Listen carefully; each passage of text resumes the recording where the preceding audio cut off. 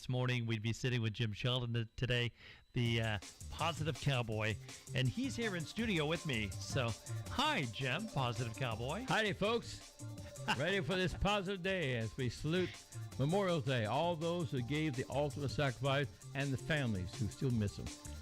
Yes, so for those of you tuning in, Memorial Day coming up, and we want to let you know, some people get Memorial Day and Veterans Day mixed up, okay? So today we're going to talk about Memorial Day, what it signifies. Well, veterans is for those who served. You know, Yes. we have days we honor those who are serving. And then Memorial Day is those who gave the ultimate sacrifice wearing the uniform throughout every war, every conflict we've had. Even in peacetime, we've lost soldiers who were on guard places where bombs were off, things like that. That's still something, and everybody who puts on the uniform has to have in that mind when they're trained that could happen depending on what they're put into. You know, even where you're serving nowadays. You know, it used to be safer, but now anybody has an American uniform, no matter what the branch, you've got a target on your back. You're representing someone some people in the world hate and looking forward to making you a prize for their, you know, and so that's what Memorial is about. We want to salute everybody who served, because everybody who served unfortunately has the potential of having to give their life, and that's what they're sworn to. That's what they're trained to do, how to do it, and try to do it with the least number of loss. But they all know any kind of climate, and more in this world, those conflicts are coming so hard to avoid, and the casualties that happen. You know, I remember working in Washington D.C. area. I worked at a Holiday Inn right next to the Hoffman buildings, which is the Army Materials Command. They maintain everything that every soldier wears, uses, bullets, foods, and also then they take care of all of the casualties. They have to process all those things. We don't think about those people, even in uniform, who are behind a desk, but they're still in a war mindset, you know, and they've got people doing that in a war zone that happens. So we got to remember, everyone who puts on a uniform agrees and is sworn in. They do the training, and it's all about keeping our country free and representing us and protecting the free world. And so that's what Memorial's what we're doing today. Marty and I both can talk about how we have strong military roots in our family. You know, Well, my dad was in the Navy. He was 20 years. He was in Korean War and Vietnam. And my brother was Army. He passed last year, and my twin brother was Air Force. I went to Bible college, and I wound up working for the Forest Service, fighting forest fires. But the heroes of my family are my dad and my two brothers. Yes. They're the ones who went and served. And my dad made a comment one time, this is all he ever said about the war. He said, "Son, you did not know who the enemy was until they were right on you.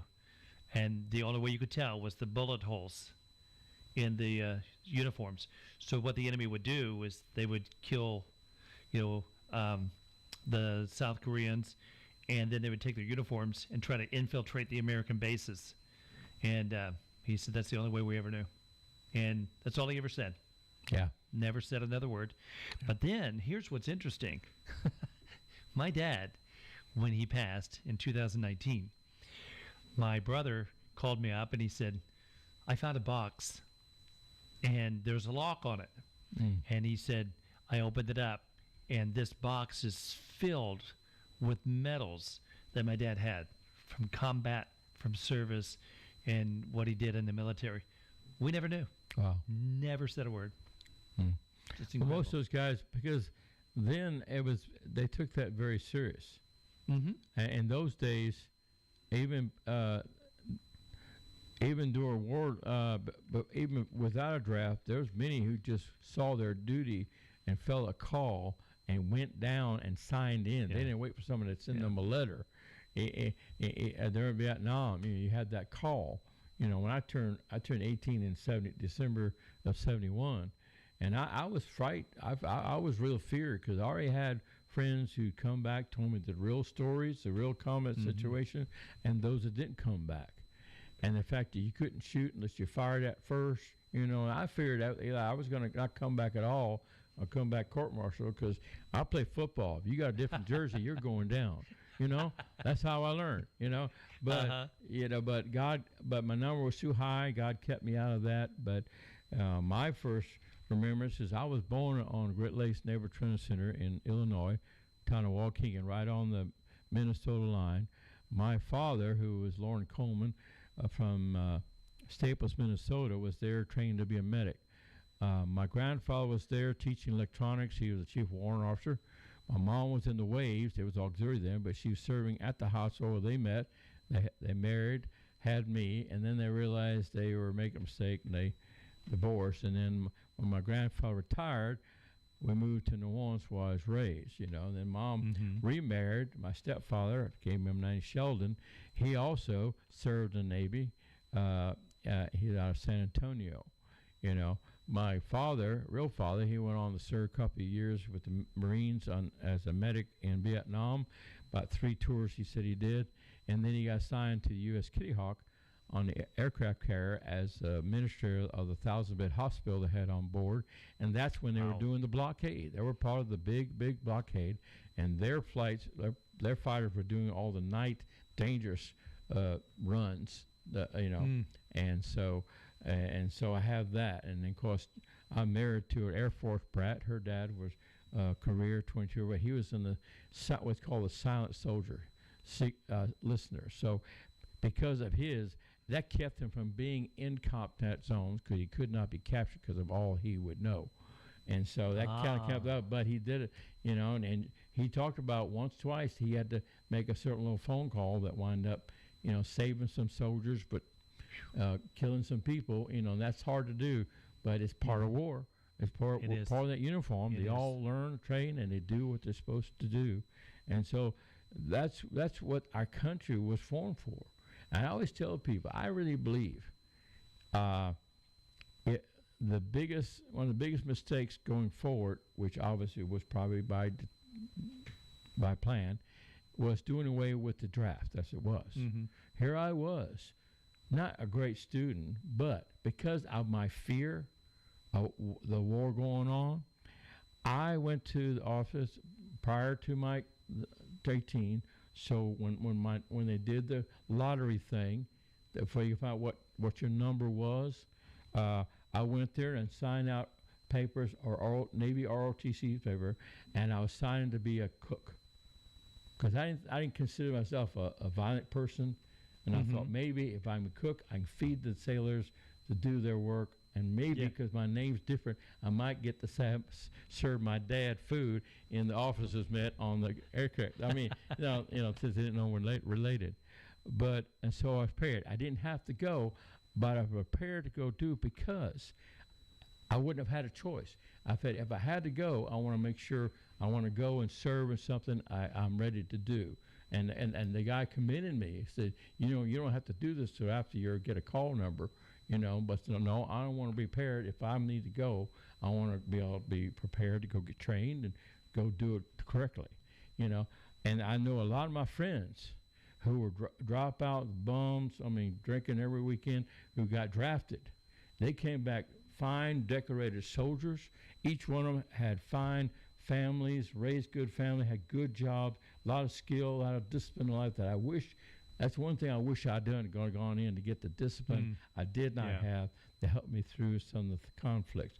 But ever since then, and every family was concerned about their kids and what was happening in Vietnam and who was in the White House directing, the war, and it's because you had one president wanted to bring them home, and another president after he did, built it back up. So you see, it does not. But now, since you cut that out, the average person has lost its disfranchise from our country. If you don't have any fear of anything, you don't have anything in the fight, you don't worry about it. And so you have this culture, young people who have no clue about our country, how it works, or our desire to protect it. When you value life, even now, Nowadays, I mean, the families who are serving, they can contact their family better than they did in those days, you know. And so, but those families are concerned for their loved ones, you know. And so this weekend, as we consider, let's think about it. If your mom and dad or uncle, whatever, got sent to a war zone, you know, you can't be there. You can't watch for them. They're going to be doing things they don't naturally want to do, you know. I mean, you know, it's like Jeanette's dad. I said, I didn't want to make that call, but I knew I had to protect our soldiers, and I knew what was going to happen when they did what they did. Some lives would be lost. That's war. But that, as a human being, as a Christian, that's does sit well, and God understand, and that's the way it should be. It shouldn't sit well when we do that, but that's war. That's people who are called and do what they're supposed to do as they're trained. And so imagine her dad having to live with that the rest of his life. All the ones that come back, you know, my first quartet, the guy was a ranger in Vietnam before we were there officially. His job was seek and destroy. And of course, I joined them in 94, and we were not far from the Quantico, the Marine base, their proving ground. Well, whenever we'd be at there talking at his coffee table, and they start shelling, all of a sudden he's under the table shivering like a little dog, scared to death. He still had a jungle rod. He had to have a rod put in his back from all the jumping from the airplane, you know, and all the things from a war that's gone. That's no longer there, but he still remembers every bit of it. You know? Sound and could trigger so that. The boy comes home. You know, you think of anything tragic in your life. You've gone on, but there's still something that's going to trigger remembrance. You know, and that's what we got to understand. It's more than just the loss. That loss is it can't get back, and it disrupts the whole family. We've got whole generations we don't have because of the previous war so far. That's true. So that's what we need to think about this Memorial Weekend. And then think even more so, I thank God for our Lord Jesus Christ, who allowed himself to die in our place for our sins, you know. And that's, I think that's when somebody says, go, they feel the call to go do that, you know. Just like I'm called to do this, you do radio, pastor church, that's a calling that God puts in some of my life, so that person is enabled to go do what is necessary to do in this sinful world. And so that's what we need to think about this week. Now think of, I mean, you see, so I always see one, I thank them, I salute them, I shake their hand if I can, I let them know that I appreciate what they do. And even now, there are situations where soldiers getting laughed at, getting embarrassed in restaurants because they're wearing the uniform, or they got the hat on there. I saw one on Facebook where some teenagers had a soldier veteran in tears. He was trying to eat his meal, and they were harassing him or whatever about probably wearing a uniform, all the negative stuff, the ignorance that they've learned but been fed to them, you know. So we need to protect, we need to honor our soldiers when we see them and love with them and provide for them, you know, because our government is not providing for them like they should. They are not. My guy I sang with, he had to get an attorney to go fight to get the things he was going to get from the Veterans Administration to give him the things he needed. I mean, this is war related. Dropping out of a plane, hurting your back, your knees, all the jungle rot, all that stuff they had to breathe in, you know, the Agent Orange, all that stuff that was done by other people, while their hands are tied by the back by the way they had to fight a police action, which was still a war. So these are things we need to think about and cherish. Our soldiers, sailors, airmen, Marines, all who serve, our Coast Guard even. We don't realize how much our Coast Guard really does. You know, we see them out there on the oceans and everything, but we don't realize their lives are being killed. Their lives are, you know, they're now dealing with all the illegals coming across everything. So our military at every force is very important. And everyone who puts those uniforms doing it because they feel a call for duty. They love their family, love the country, they love us. And so we just need to love them back as God would have us do. Amen to that. Memorial Day, originally known as Decoration Day. Federal holiday in the U.S. For honoring, mourning the U.S. military personnel who died while serving in the U.S. Armed Forces. Okay, and like Jim had mentioned, that's different from Veterans Day. Today, for this Memorial Day weekend coming up, we honor and mourn those who gave all. And, another point you brought up when Christ died on the cross is when he died, it was that gift of salvation. He gave all. Everything. He did. And so on the show, we will honor our veterans. Yes, we will. And I'm going to say one other thing. I was blessed.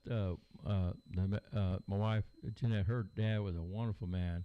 We just lost him last October finally. And there's one occasion we got to go to in 2014 to Edinburgh, Scotland. Never been out of the country. He worked at a listening base that was open from like the beginning of World War II when they started with telegraph. And they closed 74 when they were on computers then. Imagine that transformation from just, wow. Anyway, they would have an annual reunion. But this one, they had a grand reunion there in Scotland. And it was a base in Glasgow where the listening base was. And there was 80 veterans who were still alive are all gathered there with their families to go see. It was just a little Quonset hut that they learned in. And of course, no one, a lot of the kids, they were using it to train young people to fly by using glider planes. And of course, they never knew what was going on there during the time it was open. They had different stories, and to have all these 80 veterans from early World War II, Korea, all the way through, telling their stories to these kids, and they're circling like a sponge, hearing these stories and watching the men as they share, the tear come down their eye as they're sharing their experience. These guys weren't they weren't in a foxhole, they weren't in a tank, they weren't anywhere where you felt like you're at harm, but they were doing things and saving our soldiers and things they were doing, and so that's the thing we don't think about, And then 2 years ago, we got to go to another flight group in the D.C. area where we went into they took us to the Arlington Cemetery. And when we were walking through there, I watched these gentlemen who served, and they'd recognize, I served this guy, I served that guy, they're stoned, and tears were rolled down their eyes. That's the part that they still remember. They probably put it in a good place, but that was a buddy, that was a friend, that was a comrade that they're looking at their name there. When we see the name, maybe that name's not our family, but they're seeing a buddy, a friend, whatever, And I don't have any family on the wall. My father, grandfather are at the Fort Sam Houston's cemetery there. They're on back-to-back tombstones. His father served Army in World War I. He served Navy in World War II. So it's kind of cool to have that, So we actually have 3 flags, one from my grandfather, one from my father, and one for Janet's dad. So, that's cool. And but the thing is, that costs something. It costs lives to us to have those. The people who didn't come free.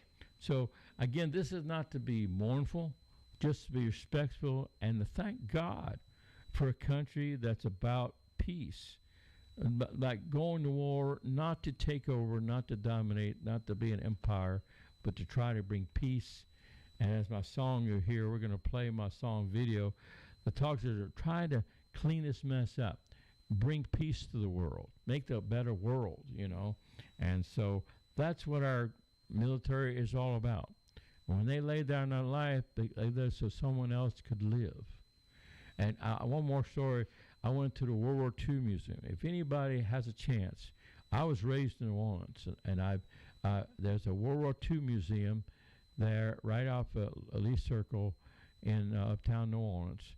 It's a huge complex of 5 or 6 buildings that tells you everything from the beginning to the end of the war and all the different theaters possible. You won't really, even the best educated people don't realize how encompassed the world was at that time till you go in and see everywhere that was affected by World War II. Even though where people weren't actually on there warring, they were affected. And one of the things that got me most was you could go in and push his button, and this soldier survivor talks about he was in the third wave of launches coming to land on D-Day. Oh my! The third, wave. He's in that third wave. And when they jump out there, they're dumping into blood-full oceans and stuff floating. Their former comrades, and of course they're getting chef at all the machine gun shot from the Germans, and he hit it down, and he realized he was lying beneath a stack of 3 former comrades whose body were just laying there. And he felt shameful, but he realized they can't do anything, but they're still protecting me. And the guy was sharing his story that these guys, my buddies, they're gone, but their bodies are still protecting me. Man. And it's because they willing to go that they're there. And they said because of the expanse of the attack, when they finally got within eye shot of the Germans, they dropped their weapons, threw their hands up. Because after all the barrage of the bombings from the ships and everything, the German flanks were wiped out almost instantly, so there was no air cover for Germans. And they realized, but y'all guys kept coming. We knew there's no way we're going to win this, and they threw it up. And that is a sign all our men willing to go and make that sacrifice and have a man tell that story. He said he feels bad but us that he had to do what he did, and that soldier still saved his life. And so the honors. Those are things we don't necessarily get to experience, but these are things that are anybody, veteran family, these are why they don't talk, because that's a hard thing to have done, and they want to keep it there knowing they've done the right thing. That's usually what they're wanting to do, and we need to love them, encourage them that, and do everything can for our soldiers. It's a shame they come back and they don't get the thing. Like Vietnam didn't get any ticker tape awards. They didn't get any. They did not. They were called baby killers and everything else by the people who had no idea what was going on there. That's a shame. But today's about Memorial Weekend, honoring my dad, my grandfather, my 2 fathers are all gone. Jeanette's dad, but we still honor them, remember them, because they served well in our families and gave us good examples to follow. And means what they did is so serious that we need to continue in this freedom that they helped us to have. If they didn't make those sacrifices, we wouldn't have them. And that's serious true. And how appreciative of God that we have a country that is made that way, that we have people still with all the negative, there's still a strong, strong America that's still fighting for God and country. And that's what the memorial is really about. The God and country, the fight, whatever it takes, knowing that we give our life to Christ. As long as we're serving God, however our life ends, we're going to be with Him either way. And that's where a soldier works. So they're going to make sure that they do their duty and keep freedom going and keep what they need to do. So that's what this is all about. And I'm more than happy to salute anytime I can. I even posted this morning that Memorial Day is time to celebrate and to thank God to the families as well as those that put on the uniform. Because the families do without their mom and dads, their holidays, birthdays. They have kids they don't get to see grow up hardly. That's what the song's going to be about. We're here, but anyway, we just want to celebrate, and that's what we're going to do. And a friend of mine is Richard Hebert. That's Herbrt. That's how you pronounce it Cajun wise. Okay. Hebert. We had F. Edward Hebert was a senator for Louisiana years ago. Anyway, I met him when I went down to the Gulf Coast gospel singing down in Orange Beach, Alabama, a few years ago. Met him. He was pastor of the church there on the way down. Sipping this song, and I love a country. I don't know everything that happens, but I love the fact that we have a country, that we do have freedom, we do have things, and it's a struggle. It's a fight. I think what happened was we have taken it too for granted that this is always going to be here, and we have to take ownership that there's over half the world don't know what we have. And many are suffering, and we didn't know the suffer. I mean, the street people we pass in the street have more than some people on up this world in their suffering, And so this next song will be "I Love a Country," and it's on my Still Putting God's Free album. That's the second album I did with at Homeland and all. So we'll do the song now if you're ready. I'm ready. Now, guys, we need to let you know we should have done this before. I do apologize. We didn't get our sound set just right, so bear with us. We'll get this. Okay. We'll get it right. So here he goes. Jim Sheldon on Heaven's Country. Take it from the top.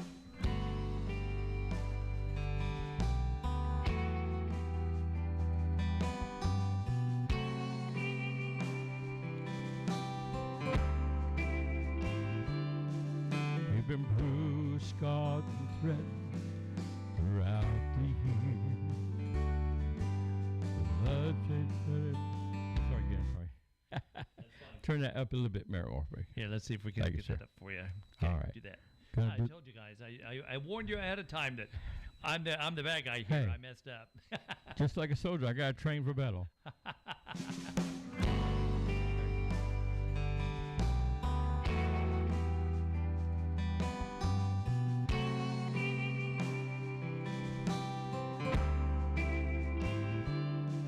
We've been bruised, scarred, and threatened throughout the year. Blood-stained memory will always hold them dear. God has blessed us so abundantly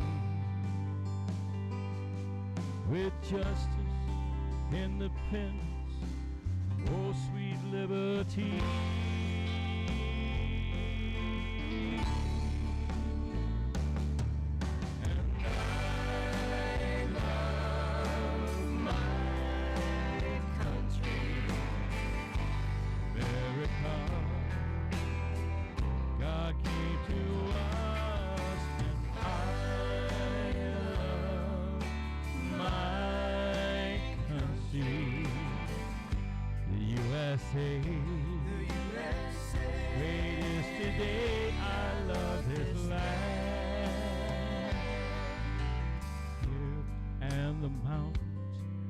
Majestic skies, the lakes and rolling rivers, each one of a kind. So much between these borderlines to see. It's a wonderful creation. It's all for you and me.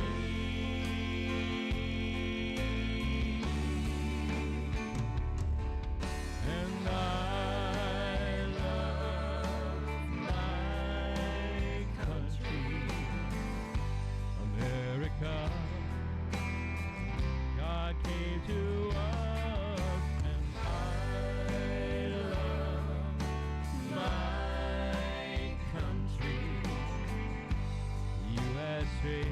The USA. Great is today, I love this land. There's Alaska and Hawaii and the 48,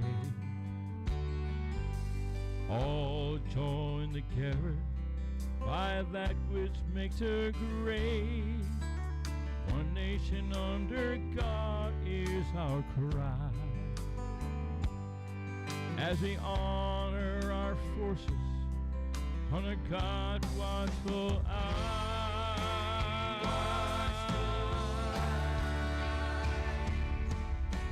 And I love my country, America. God came to us, and I love my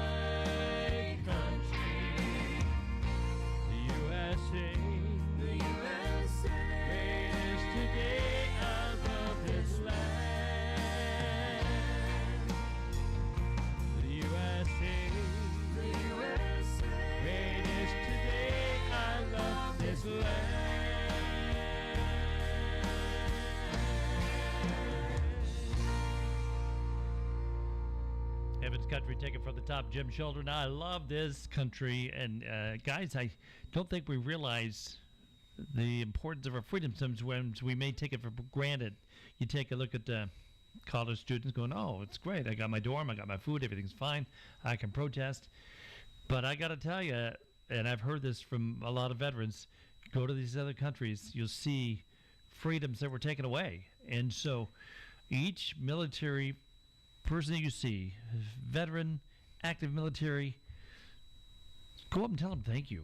I mean, they're truly American heroes.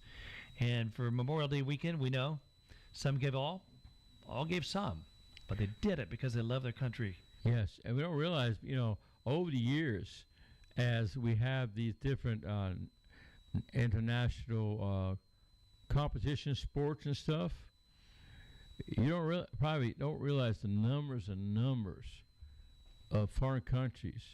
Their athletes come, brush or whatever, and a lot of them, when they get here, they want to stay. And they'll go and whatever you do to try to stay in the country to become America. Because all of a sudden, they're seeing all this freedom, all this stuff, all the lies that were told about how bad America was, what America was. And I was told also during the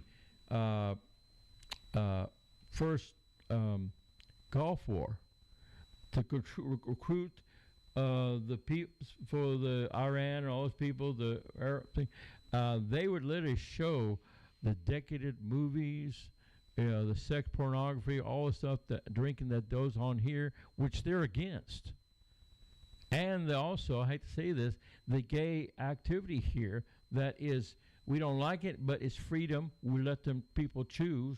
We don't tell them not to, but they actually kill those people. But they would show this to Muslims who are more devout than we are sometimes in our Christian walk, and they sign up right away because they want to go fight against that. But then some of them get to come here and they get to see the truth. They say, yeah, it is here, but not everybody's like that. They're totally different, And so that's a sign that we have things that people have never experienced in their life and never will. And for a while, we have been, I call, protected from seeing that. But I'm saying since 9/11, we're woken up because we have taken our love, our military, our flag, our freedoms. I think it's always going to be here. And we've not been involved in our government voting. My grandfather said, look, if every person who was old enough were to register to vote and vote their way, things wouldn't happen the way they happen. But what happens, a very small percentage of our population that's adult age to vote don't even register, and out of that, only even a half or so actually go vote. So you got almost maybe less than a third of the country actually makes decision who's running our country for the rest of us. And as long as we participate, that's what the forefathers said. If everybody participates in the process, things can't go wrong, or things kept them out. But because we sit back and let someone else do it, just like in a church, serving God, let someone else do it. But amazing. I've seen what God's been able to do in my life through other people by my service to Him, so I keep doing it, And so that's the thing here. So this is about our veterans, our Memorial Day, the people who gave the ultimate. They went in to do their job, by what they're ordered to do, what trained to do, did it the right way, and many of them, as they lost their lives, they did it saving the lives of their comrades behind them or whatever, and I've had soldiers tell me, like the song we'll do, the video, they go to wars that hopefully years from now there won't be wars that their kids and grandkids will have to go to. You remember what was it? I heard that Patton had said that we should have gone ahead and I know it wasn't public to fight the Russians now while we're here, we're strongest. I guess we'll wind up fighting them again. And of course they didn't like that, and he got eliminated. Yeah. So, and you look at the world now. Look at the world now, because a soldier sees what needs to get done, and he's not trying to be. It wasn't to give honor to Patton. He was trying to do what he did, what he watched his own men suffer, bleed, and die to get done. And that's we Americans have to understand how much our country means to us, how much what they've done for us, our freedom. The fact that we're here today in 2024 is because all those who laid down their life, those are still putting on the uniform and going and doing the deeds that have to be done. So we need to support them in prayer, money, and everywhere we can, and also give them good leadership to guide in what they do. Leadership is the most important thing of anything, and so that's what this Memorial Weekend is really about, folks. We're America, we're here because of Memorial and what those people who've given the ultimate has done, knowing that they love the country, love God, love their families, and they want to have things here for their kids, grandkids, and our kids. So, yeah, I think it was Reagan that said, Ronald Reagan, freedom is a fragile thing, never more than one generation away from extinction. It is not ours by way of inheritance. That's right. It must be fought for. That's right. And got a comment on YouTube from Robert in Oklahoma City. He's got a friend buried at Arlington Cemetery. He was in the Air Force, retired Air Force, and he served our country. And another American hero right there. Yes. Who, went and sacrificed, and, his family sacrificed as well. But, I was thinking of this. You talk about D-Day and World War I, World War II, Vietnam, Korean War, and Gulf War, and 9/11. The military did not run away from it. They ran to it to protect American people and their freedoms. So think a veteran today, think a military service member, because when those tough times come, they're not running and hiding. No. They're going to it to protect the American people. That's right. And protect those freedoms. Absolutely. And by the grace of God, he gets us through it. That's true. Truly, American heroes, no doubt. No doubt. So as we get further, there's a familiar song I'm going to do. I know many of you probably have, like the gentleman mentioned, you may have someone whose name is on the walls there in D.C. I've been to the Vietnam War. I've also been where they have the World War II walls, and there's the Air Force one I went to, and a couple others where you see names that play. If you go to some of these town squares, you'll see a plaque with names from that town. When I was at the World War II Museum, one of the things that's still in my mind, you walk this huge room. I can't tell you how big it was. This huge map, 3D map of the United States, and it had all these shiny pins over every state, and there was shiny new dog tags hanging from each of those pins. Wow. And so it's representing all those who had lost their lives, wearing those dog tags from each state they were to go there, and it just shows you, wow. There was no state, nowhere that did not have representation in that war. That means guys who gave the ultimate. Families didn't have kids. Some families died after that because there's no more family after the family member passes. And so it's just amazing the sacrifice. We don't realize it, And I would challenge everyone who has kids, take your kids to New Orleans and go show them what war was about, what World War II was about. It wasn't about being heroes. It wasn't about getting ribbons and things like that, which they earn. It's about freedom. And they were going to foreign countries they never been to. Somebody only heard on the radio. They didn't have TV when they were going to war. They didn't know what they were going till they got there. They were trained, but still, some of these boys were still remember their farm back home, rowing hay and things like that. They weren't thinking about when they ran and tore that beach against whatever, new instant death maybe. So take your kids there, your family, and get maybe on Memorial. Go down there. That's a good time to go and see. There's a wonderful film that's narrated by Tom Hanks. It goes through from the very beginning of the war and all the way through, than the end of it, you know. And I tell you what, my grandson, I took him in January 15, and he was taking pictures, writing things down, and I gave him appreciation. These people, I said, these people did this back then, so we could still be here to have a country and our flag still waving above our buildings, my car, and other things. So that's what I would challenge every family, if not this year, go there. It's worth every dime to go there. It's right downtown.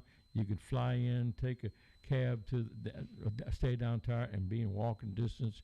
And I guarantee it's worth every dime. It'll take you 2 days really to see the whole entire exhibit, because there's so much information.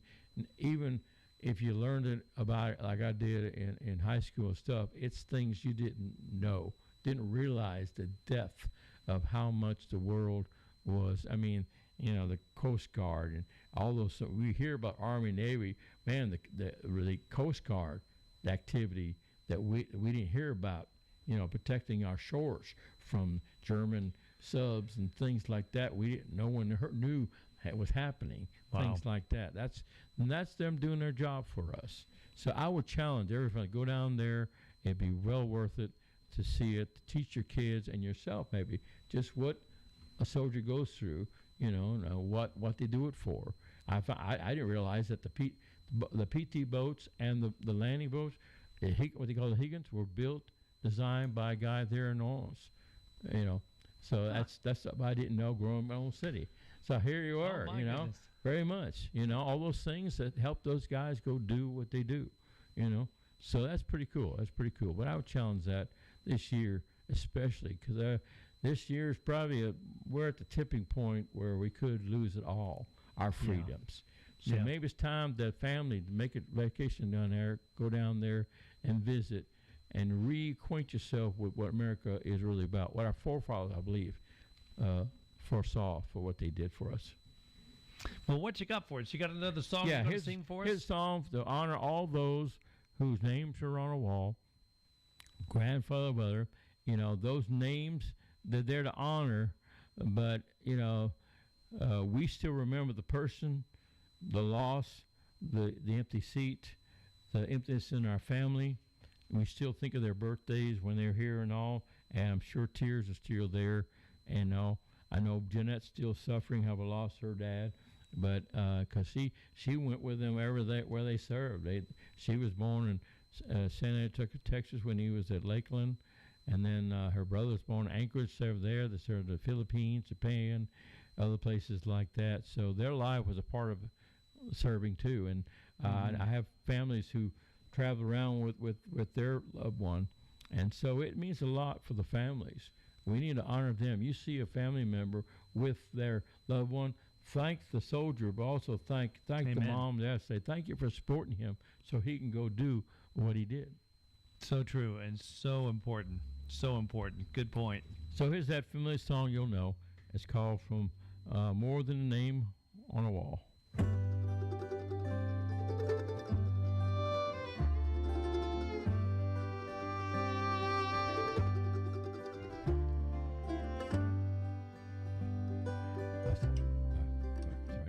Might need a little more at this soft tone. Sorry. It's okay. Here we go. This is not Memorex. Yeah. I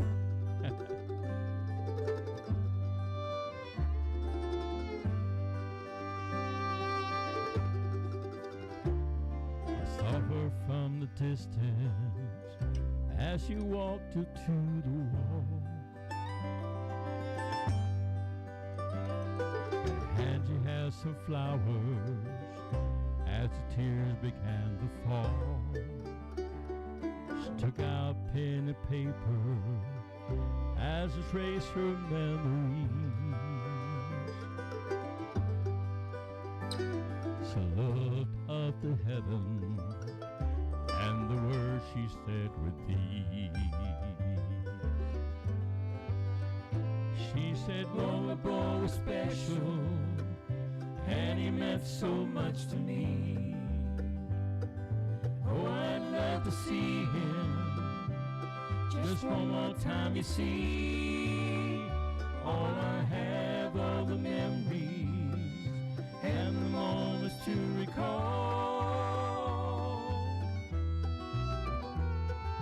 Lord, could you tell him he's more than a name on the wall?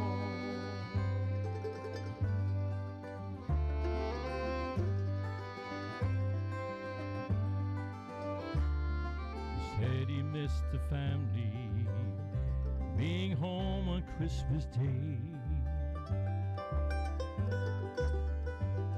He died of God and country in a place so far away. I remember just a little boy playing war since he was 3. But all this time I know he's not coming home to me. She's a boy special, and he meant so much to me. You know I'd love to see him just one more time, you see. All I have are the memories and the moments to recall. Lord, could you tell him he's more than a name on a wall? Lord, could you tell him he's more than a name on a wall?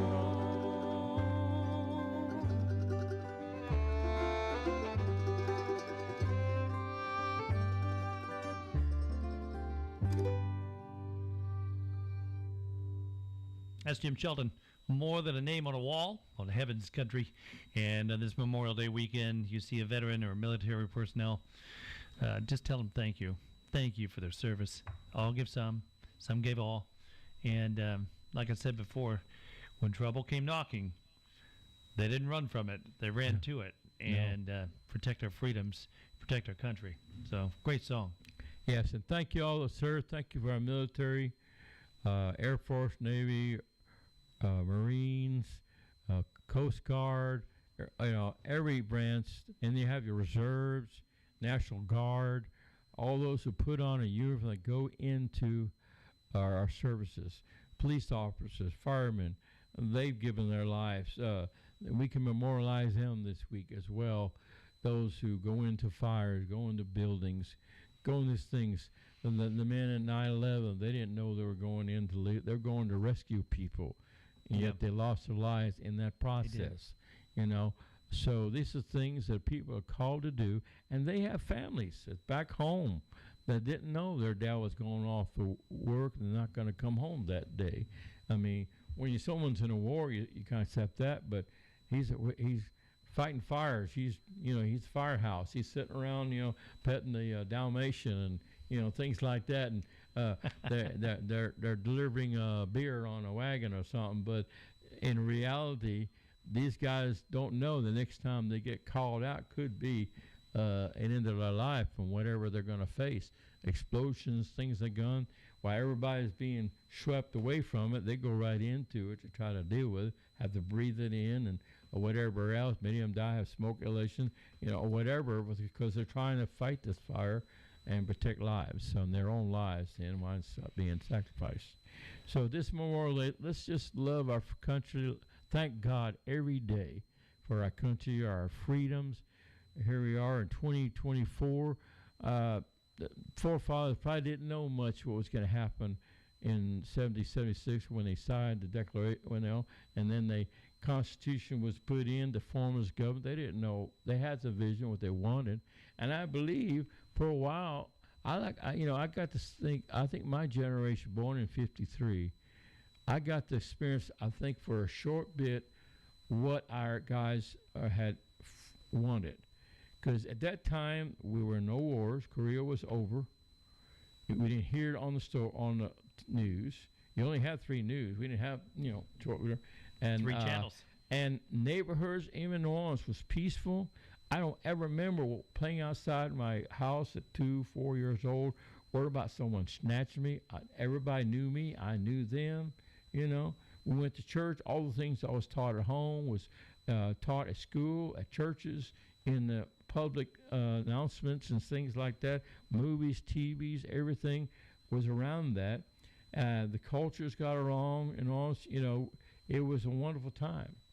And the poor things. So I think that's what we had. Because remember, the Korea, those soldiers came back from the war, and families grew, and churches were burning because God had helped us through two wars and a Korean conflict. And this is for Vietnam. But we had a little peace there, a little love, and just country love for our country. And so, and I'm 50. I'm 70 years old, and my short 70-year life was not long. Here we are, but we're still here. The flag's still flying. It still stands for freedom. Our country still stands for freedom. We have some poor leadership, but it's because we, as a people, maybe have not done our part to put the right leadership in there. A church is only as good as its people who serve with the pastor. And things like that. And God can only do so much if we're willing to let him work through us. So it's all part of God's plan for us to be united in people, in our marriages, in our homes, in our country, so we can win more people to Jesus. One day soon, no matter what people think, one day soon God's going to say enough's enough. And the battle that's been going on, he's going to say it's over. It's done. Ain't no more, right? And at that point, hopefully, we're with him. If not, it's not going to be good for those who no, it's not. Have not given their life to him. And that's the key. He wants the freedom so we can share the gospel and keep sharing the gospel, to love people. Don't throw the Bible at them. Don't beat them on the head. Love them. For example, a family I was singing up in Tule Lake, California. A little boy with struggles with mom and dad divorce. I sang, and then this was one of the songs I sang a lot. And when he asked me in one of the songs, he especially wanted me to hear, and I asked, he had all my albums at that point. I said, what song? He said he wanted to hear more than that. Well, I'm thinking, why would a 10-year-old boy want to hear that kind of song? But you hear in the verse where it says, I remember boys playing war since he was 3. This time I know he's not coming home to me. This little boy in his mindset realizing there's a war in his home and it's not going to be the same. And I remember that because of my own family, same situation. So see, God wills to use my love, my freedom from sin, what God did for us on the cross, to help me to come back a little boy. He's saved, his mama's saved, his dad's back, his grandparents, and so God helped me help him because what God has provided through the freedom from sin and the freedom of our country to be able to move around and share. And that's what Memorial Day, more than ever, probably remember, is the sacrifices that we're standing on, the lives who have been given. We're standing upon those people behind us, the fact that they did what they did. And so I encourage people in love your family, love families, your neighbors. That's what America used to be. When families had trouble, families helped. And that's what really America's all about. That's what more is about. People giving. We've always been the most giving country of any country in the world, no matter what. And so we need to keep doing that, but remember, we got to take care of what we have here. I appreciate it. So true. Thank you for that. Before we wrap things up, I want to end it with a song. We're going to play this song, and there's an intro to it, but it's called Little Caleb. It's off the Crossroads CD, Jim Sheldon, and you can get that at jimsheldonmusic.com. But the beauty of this thing is it benefits so many people when you purchase the CD. It's not just for your music library. You're doing several things when you get this CD. Yeah, you encourage those who serve, those who lost, and then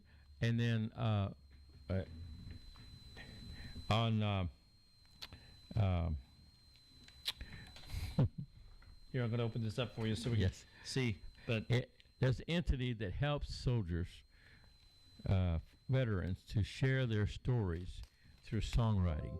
And And I live in Nashville. It costs quite a bit of money to try to pitch and write and produce one song, do it correctly.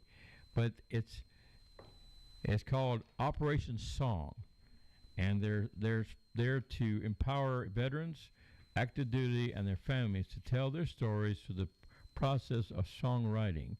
So a portion of this song, everything except what it costs to buy it, do it. Everything goes so I can make more of these to that entity. Don't go to me, none Jim Sheldon. There's a lot of good 90s country music that I sang that God helped me back. That's why I call it Crossroads. That's why I'm here. But the song is on the second disc, and then the DVD you're going to see the movie of is right in the middle here.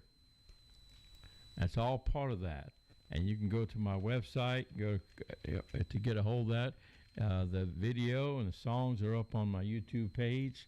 And please share as many people can, because this is not about Jim Sheldon. It's about what God did through Jim Sheldon to bring them to be the Positive Cowboy, to create Positive Country Records, and to place this album Crossroads, and let's produce this Little Caleb song and video. Hope it'll honor, encourage all American your families who've lost loved ones as more we can, and feel good about that your family did something, they sacrificed so you can still be here and be in this country, have the freedoms you have, and have that peace in your heart and your love for what they did, their sacrifice, because they loved you enough, they go do that and love their country and God that much. That's what that's about. This is what the video is about. It's self-explanation. That's all I say. We'll let this maybe end our time here so we can just, it's all about our soldiers Memorial Weekend and honoring those who've made the ultimate sacrifice. Well, Jim, thank you for your service and for serving our country. Appreciate you. Thank you, sir. More than you know. Thank you. Thank you, sir. And for those of you that are serving or have served, thank you on this Memorial Day weekend. Remember that some gave all, and we honor those. And we want to wrap it up with this video, or the song. You can see the video at heavenscountry.com. And there you can watch the video in its entirety. If you have any questions about the project Crossroads, you can get in touch with Jim at jimsheltonmusic.com. I'll tell you what, I got a couple of copies here. So the first two people that email me and say, I want that Crossroads CD, I'm going to give that to you. You're going to get that, and I'll send it to you. We'll take care of the shipping, the postage, and everything. We will get that to you, okay? So the project is called Crossroads. You're going to hear the song Little Caleb. You're going to hear it in just a moment as well. If you would like to see the video, you can see that at heavenscountry.com. So as we wrap this up, thank you to our military, our veterans. Thank you for all you've done and all you do. You truly are American heroes, and God bless you for all you do. Thank you. Thanks again. Bless you, my friend. Thank you, Tom. All right. Always good. Sounds good. Let's wrap it up. Here's Little Caleb. Jim Sheldon's going to give a little intro on the song for you on Heaven's Country. Take it from the top. Howdy, folks. This is Jim Sheldon, the Positive Cowboy. About to share with you a wonderful brand new song and video. A friend of mine, Ben Russell, wrote, and I was born on a naval base. My mom served, my dad served, my grandfather served. My number didn't come up for Vietnam, but I'm in God's Army now. And I've always had a love for the military family. And sometimes in our celebration of veterans and servicemen, we forget that there's a family at home. When they're out on a battlefield somewhere serving in their uniform, male, female, father, son, brother, cousin, whatever the relationship, their family is focused on where they are. They may not be there. They can't tell what they are sometimes. Now, because of the internet, they can kind of be there, see them. This song speaks to the military family of the true sacrifice that a soldier makes when he goes. The family he leaves behind breaks his heart, but he goes for a reason. And there are people who are called to that, just like our people are called to go serve in a church or sing gospel like I do. There's a calling there. So I hope you enjoy this song. This song is given to honor the work and the sacrifice of the military family together.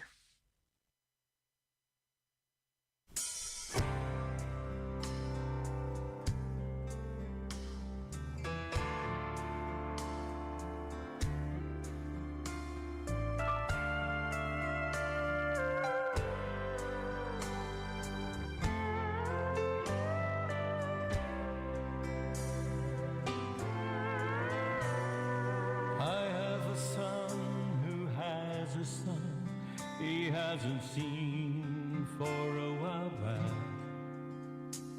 He's doing his job, leading a squad in a village in Iraq. I said, boy, why you doing this for?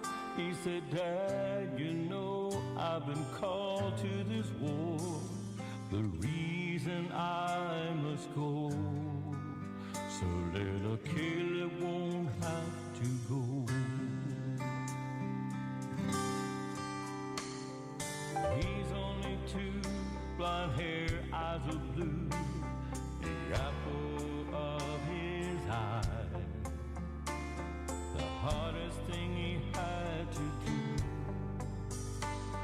was telling his son goodbye. He said, I'm coming home, I won't leave you alone. Little soldier, don't you cry. There's so much for me and you to do. Little Caleb, I love you.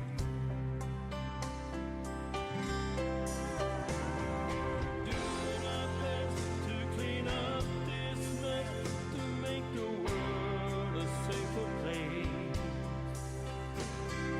We have to fight to do what's right. We can't afford to lose this race.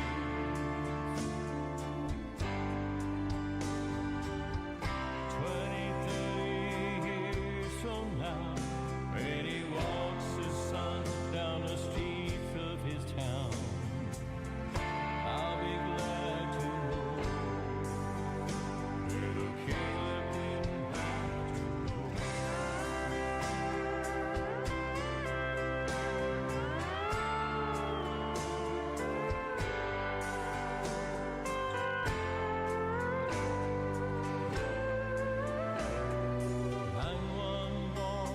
Was the son of a gun.